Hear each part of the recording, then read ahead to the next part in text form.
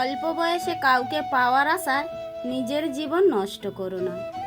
তুমি নিজের মতো করে তোমার জীবন সাজাও।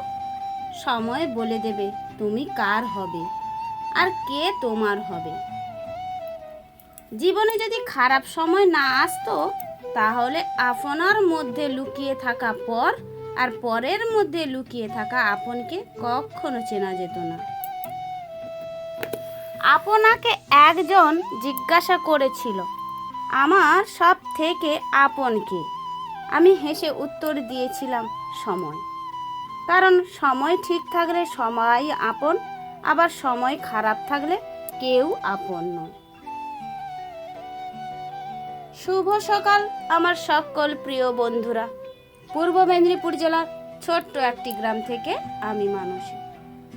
বন্ধুরা, তোমরা যে যেখান থেকে আমার ভিডিওটা দেখছো, আশা করি খুব ভালো আছো। এই তো দেখতে পেলে সকাল সকাল কাজগুলো করে আমি কিন্তু একেবারে চান করে চলে এসেছি। আর তোমাদের দাদাভাই কিন্তু ঘুমোচ্ছিল বলে আমি বাইরের সব কাজগুলো সেরে নিয়েছিলাম। তারপরে চলে যাওয়ার পরে এই যে চলে এসেছি আমি আমার বিছানাগুলো ঝেড়ে নিতে। আর ওইদিকে পর্দা আনালাগুলো খুলেই দিলাম। যেহেতু ও ঘুমিয়েছিল, আমি কাজ করতে পারছিলাম না। ঘর দুয়ার সব ঝাড় দিয়ে আমি শরবত খেয়ে চানও করে নিয়েছি এমনকি। তারপরে এসে আমি আবার এই যে ঘরের কাজটা লাগালাম। এইদিকে দেখো চাটা বসিয়ে দেওয়ার জন্য দুধটা গরম করে নিচ্ছি। আর ওইদিকে দুধ গরম হয়ে যাওয়ার পরে আমি এই যে চাটা করে নিচ্ছি। চাটা খেয়েই চলে যাব আমি আমার আজকে এই যে বাকি কাজগুলো করে নিতে। এইদিকে তোমাদের দাদাভাই দেখো আজকে মাছ এনেছে। আর ওই যে মাছটা নিয়ে পুকুর পাড়ের দিকে চলে যাচ্ছে ওটা কেটে নেওয়ার জন্য। এই যে কি মাছ বলে না, খয়েরি মাছ বলে, এই যে খয়েরি মাছ এনেছে। আর আমার কিন্তু খেতে খুব ভালো লাগে। আর জানো তো বন্ধুরা, আমরা কিন্তু কেবলমাত্র মাছটাই খাই। আমাদের বাড়িতে মাংস ডিম কোনো কিছুই রান্না হয় না। আমরা অধিকারী, যার কারণে কেবলমাত্র মাছটাই ইউজ করা হয়। তা আবার সব দিন খাওয়া হয় না, সপ্তাহে একদিন করে মাছ আনা হয় এবং খাওয়া হয়। আর না খেয়ে খেয়ে না আমাদের অত এনার্জিও থাকে না গো। তো বন্ধুরা, আমার ভিডিওটা এখনো পর্যন্ত যারা দেখছো তাদেরকে অনেক অনেক ধন্যবাদ। আর একটুও ভিডিওটা স্কিপ না করে ভিডিওটা দেখতে থাকো, একটুও হলে খুব ভালো লাগবে।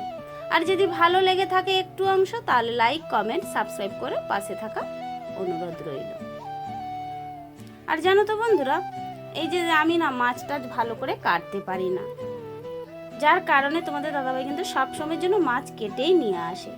আজকে আবার ছিল হাটবার, যার কারণে মাছটা না কেটে দিতে পারলো না। দোকানদাররা বললো আজকে নাকি অনেক চাপ, যার কারণে মাছ কেটে দিতে পারলো না। কি করব বলো, বাধ্য করে আমি নিজেই বসে পড়েছি মাছটা কেটে নেওয়ার জন্য। আরও একদিন মাছ কাটতে গিয়ে আমি আমার হাতটাও কেটে ফেলেছিলাম। আর ওইদিকে হাঁড়িটা দেখতে পাচ্ছ বন্ধুরা, ওই হাঁড়িটা কিন্তু আমারই, আমি পরে মেজে নেব। আর জানো তো বন্ধুরা, আমি যদি কোনো একটু মাছ বানানো শুরু করি বা ধোয়া শুরু করি না, আমার অনেক সময় লেগে যায়। আর কি বলতো, আমার একটু সময় লেগে কাজ করতে হয়। বিশেষ করে এই যে মাছের আঁশ ভালো করে না ছাড়ালে না আর একটা গন্ধ হয়। আর যার কারণে দেখো আস্তে আস্তে করে ধীরে ধীরে কত সময় লেগে যাচ্ছে আমার কেবলমাত্র মাছটাই ধুতে।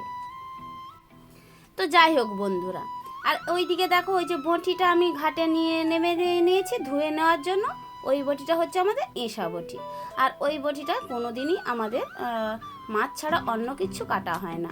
আর যার কারণে ওই বটিটা কিন্তু একটু ধার কমে গিয়েছে।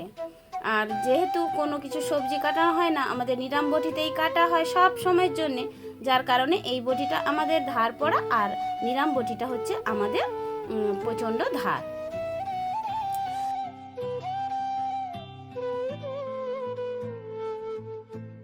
তো যাই হোক বন্ধুরা, আজকে কিন্তু সকাল থেকে অনেকটা রোদ দিয়েছিল। আর যার কারণে ঘুম থেকে ওঠার পরেই সূর্যি মামা আমাদের উঠোনে এসে উকিঝুঁকি মারাটা শুরু করে দিয়েছিল। আর তা দেখে মনটা খুব খুশিতে ভরে গিয়েছিল। ঘুম থেকে উঠে সূর্যের আলো ঝকঝকে দেখা না খুব একটা মনের উপর একটা প্রভাব ফেলে গো। তারপরে দেখো বন্ধুরা, তোমাদের দাদাভাই এই যে সবজিও এনেছিল। আজকে হাটবার যেহেতু এই যে এতগুলো সবজি এনেছে, আমি কি করলাম বলো তো, সবজিগুলো ঝুড়িতে করে বেছে ভালো করে সুন্দর করে রেখে দিতে চলে এলাম। ওই দিকে দেখো কুঁদরি এনেছে, আর এই দিকে দেখো পটলও এনেছে, আর একটি ঝুড়িতে আমি পুরো ভরে রেখে দিলাম। ভোর ছিল না ঝুড়িটা গো, তবুও তার সত্ত্বেও আমি কি করলাম বলো তো, ওর মধ্যে রেখেই দিলাম। আরও ঝুড়ি আছে, সেগুলো ছোট ছোট, যাই হোক সেটাতে আর হাত দিলাম না, ওতেই করে রেখে দিলাম। আর এই দিকে নিয়ে এসেছে কাঁচকলা। এই যে কাঁচকলা পেঁপে দিয়ে তরকারি যেহেতু বেশিরভাগ হয়, যার কারণে কাঁচকলা পেঁপে কম্পালসারি থাকে, তার সঙ্গে সঙ্গে আদার সবজিগুলো থাকে। আর এই দিকে দেখো আমি এই যে মিষ্টি কুমড়োটা কেটে নেওয়ার জন্য চলে এসেছি বটিটা নিয়ে। আর এই যে মিষ্টি কুমড়োটা কাটতে কাটতে ভাবছিলাম যে এত রোদে আমরা কি করে বাড়ির বাইরে বের হব, কিন্তু কি বলো তো, কিচ্ছু তো করার নেই, আর বাইরের বাইরে তো বেরোতেই হবে। আমি তাড়াতাড়ি করে রান্নাটা জোগাড়গুলো করে নিচ্ছি। তো তারপরে দেখো বন্ধুরা, আমাদের এই দিকে না আলুর দামটা একটু অনেকটাই বেড়ে গিয়েছে, যে আলু 40 টাকা করে এখন হয়ে গেছে 50 টাকা করে, যার কারণে তোমাদের দাদাভাই দেখো এক পাল্লা, আমার মনে হচ্ছে এক পাল্লাই এনেছে, মানে 5 কেজি আলু এক্সট্রা তুলে নিয়েছে। কারণ আলুর যে দাম বেড়ে যাচ্ছে বা তেলেরও দাম বেড়ে যাচ্ছে, অন্যান্য সাইডে তো বন্যা হয়ে গেছে, যার কারণে এগুলো দাম একটু বাড়তি হয়ে যায়। তারপর দেখো বন্ধুরা, আমি রান্নাঘরে চলে এসেছি এই যে রান্না বান্নাগুলো করে নিতে। ও হ্যাঁ, তোমাদের দাদাভাই কিন্তু আরও একটা কথা বলেছে, কি বলো তো, যেহেতু তোমাদের দাদাভাইয়ের সুগার, আলু খায় না। আলু খায় না বলাটা একেবারেই ভুল, একটু আধটু আমি দিই, কারণ সব কিছুটা শরীরের মধ্যে প্রয়োজন। একেবারে সুগার ফল হয়ে যাওয়াটাও আবার খারাপ, যার কারণে একটু আধটু আলু দিই, বা যেসব সবজিতে আলু দিই অনেক সময় আমি আলুটাকে গেলে ফেলে দিই জলটাকে। আবার কোনো সময় হয়তো এই যে তাড়াহুড়োর সময় কোনো কিছুই করা হয় না, তাহলে একটু আধটু করে আমি দিয়ে দিই। আমাকে বলছিল যে আলুর খাওয়াটা কমাতে। যাই হোক বন্ধুরা, আলু ছাড়া কোনো কিছু চলে না গো, আর আমি তো একেবারেই আলু ছাড়া চলতে পারবো না। আর যে সবজিতে আলু দেওয়া হয় না সে সবজিটা আমি কিন্তু খাই না। আর তোমাদের দাদাভাই কিন্তু খুব সুন্দর খেয়ে নেয়, কারণ ও অভ্যস্ত আছে।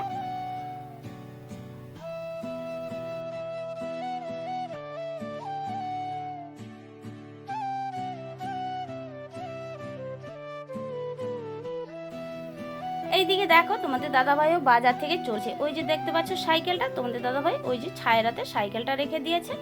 আর যেহেতু 10:30 প্রায় 11টার কাছাকাছি বাজে, তোমাদের দাদাভাই চলে এসছে, কারণ আমরা এই যে খেয়ে দিয়ে যাবো, যার কারণে। আর এই দিকে দেখো আজকে হাটবার তো ফল এনেছে কলা, আর তার সঙ্গে এনেছে খেজুর গুড়।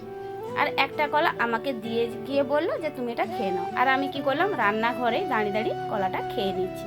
বলে ঠাকুর ঘরে কে, আমি তো কলা খাইনি, সেই অবস্থা দেখো, যেন চুপি চুপি করে আমি কলাটা খেয়ে নিচ্ছি। যাই হোক বন্ধুরা, আমার সব কাজপাট সব কমপ্লিট, এবারে চলে যাচ্ছি এই যে কড়াটা নিয়ে পুকুর পাড়ে। কড়াটা দেখো আগে কিন্তু আমি ছাই দিয়েই সুন্দর করে মেজে নিয়েছিলাম, প্রথম কালিটা আমি ছাই দিয়ে তুলে নিয়েছিলাম, তারপরে এই যে সাবানটা দিয়ে আমি সব কিছু বাসনকুসনগুলো মেজে নিচ্ছি। আর ওই যে ঝুড়িটা দেখতে পাচ্ছ, ওই ঝুড়িটা করে না মাছ ধোয়া হয়েছিল, সব ধোয়া মোছা করে খাওয়া দাওয়া করে চলে গিয়েছিলাম আমি আমার ডিউটিতে। আর এখন বাজে প্রায় 4:30 5টার কাছাকাছি। এইমাত্র এসে এই যে উপরে না জামা কাপড় কিছু কাচাকুচি তোমাদের দাদাভাইকে বলেছিলাম ওইগুলো কেচে দিতে, আমি সকালে যেহেতু জাঁকিয়ে দিয়েছিলাম। আর ওই যে দেখো ওগুলো তোলারও তোমার দাদাভাইয়ের সময় হয় না, আমি ছুটতে চলে এসেছি এই জামা কাপড়গুলো তুলে নেওয়ার জন্য, কারণ এতটাই রোদে এই জামা কাপড়গুলো পড়েছিল, আমি কিন্তু খেয়াল করিনি, চলেই গিয়েছিলাম। কি করব বলো, সব কিছু সামলাতে হয়। তো চলো বন্ধুরা, আজকের ভিডিওটা এই পর্যন্ত।